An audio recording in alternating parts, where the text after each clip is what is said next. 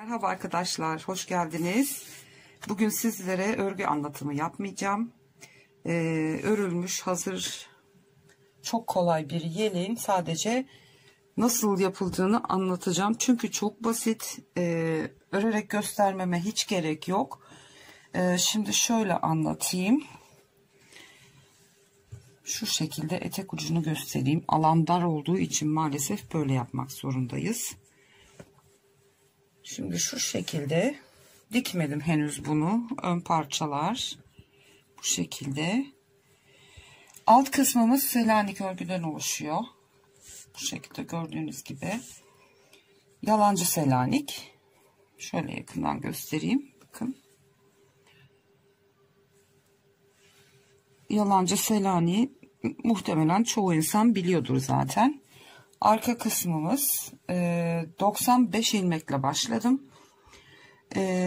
Yaklaşık santim olarak ölçü vereceğim. Koltuk altına kadar kısmı 45 santim olarak örüldü. Önlerde 40 ilmek başladım. Onlar da aynı şekilde koltuk altı kısmına kadar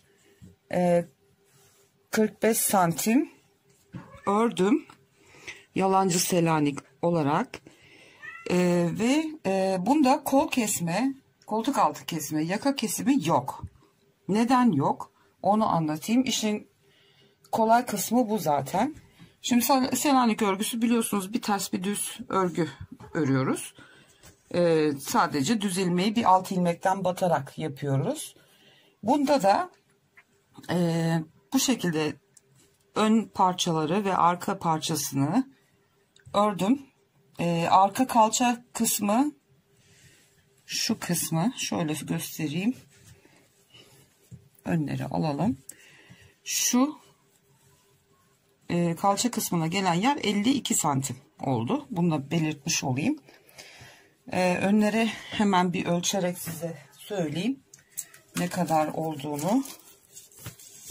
Önlerde 22-23 santim yaklaşık. Şöyle göstereyim. 22-23 santim. 40 ilmekle başladım önlere. Arkayı 95 ilmekle başladım. 45 başlarsam büyük olacak gibi geldi. O yüzden küçük olarak başladım. Bir 5 ilmek. 42 95 arka 2'ye böldüğümüzde 42,5 yapıyordu. 45 ile değil 40 ilmekle başlamış oldum. Bu yaklaşık 46 bedene, 46 ve üstü bedene olabilecek bir ölçü. Şimdi önleri arkaları Selanik, yalancı Selanik ördük. Bu kısımlarını 4 numara şişle ördüm. İpim Nako Vega, onu da söyleyeyim bu arada. 4 numara şişle ördüm. Şimdi işin püf noktası şurada. Şöyle göstereyim. Şu önleri alayım şöyle. Gördüğünüz gibi Selanik örgüden sonra şu kısmı Selanik'i bitirdikten sonra direkt lastik örgüsüne geçiyoruz. Bir ters bir düz lastik örerek koltuk altından sonraki kısmı ördük. Ve dolayısıyla onu örünce şu kısımlarda görüyorsunuz bir daralma olduğu için otomatikman kol oyuntusu yapmış olduk. Bu şekilde örüyoruz bunu. Tabii siz kendi ölçünüze göre öreceğiniz için şimdi ben bunu santim olarak gene vereyim. 22,5 santim yakaya kadar bir ters bir düz lastik örgüsüne ve 3 numara şişe düşürdük. O şekilde şu kollardaki oyuntuyu elde etmiş olduk. Yani hiç örgü örmesini bilmeyen bunu bu şekilde çok rahatlıkla yelek örebilir. Aynı şekilde önleri de 4 numara şişle Selanik örgüsünü bitirip 3 numara şişe geçip bir ters bir düz lastik aynı şekilde aynı uzunlukta ön parçaları da ördüm. Dolayısıyla burası da lastik örgü olduğu için daralma yaptı. Bir kısım bu kısım koltuk altımız olacak. Şu şekilde gördüğünüz gibi koltuk altı oyuntumuz kendiliğinden oluştu. Şu kısımda yaka oyuntumuz olmuş oluyor.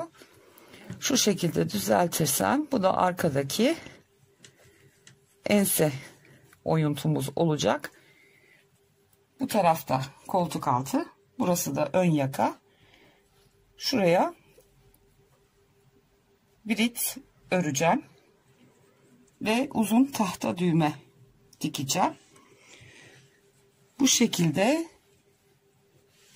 hiç kesme, yaka oyuntusu, koltuk altı kesmesi, hiç, yakada kesme, hiçbir şey yapılmıyor.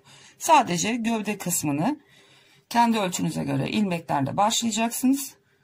Ben bu ip 4 numara iyi geldiği için 4 numara şişle yalancı Selanik örgüsünü ördüm. Koltuk altına gelene kadar. Koltuk altında kesinlikle kesme falan hiçbir şey yapmıyoruz. Yaka kısmına hiç dokunmuyoruz. Direkt olarak 3 numara şiş, 1 numara düşürüyoruz şişi ve bir ters bir düz lastik örgüsüne geçiş yaptık. Yakada da kesim yok. Omuz başlarında. Arka yaka kısmında da oyuntu yok. Düz olarak kesiyoruz. Çok hoş bir yelek ortaya çıktı. Hiç örgü örmesini bilmeyen, kesme yapmakta zorlanan arkadaşlarımız için çok büyük kolaylık. Gördüğünüz gibi yaka oyuntu ve koltuk altı oyuntumuz kendiliğinden oluşuyor bu şekilde ördüğümüz zaman. Umarım hoşunuza gider. Kanalıma abone değilseniz ücretsiz olarak abone olabilirsiniz. Beğeni ve yorumlarınızı da esirgemezseniz çok sevinirim. Beni sosyal medya hesaplarından da paylaşırsanız bana çok büyük destek olmuş olursunuz. Bu tarz videoların devamı için bunlar bizim için çok önemli. Bir sonraki videoda görüşünceye kadar kendinize çok iyi bakın. Hoşça kalın.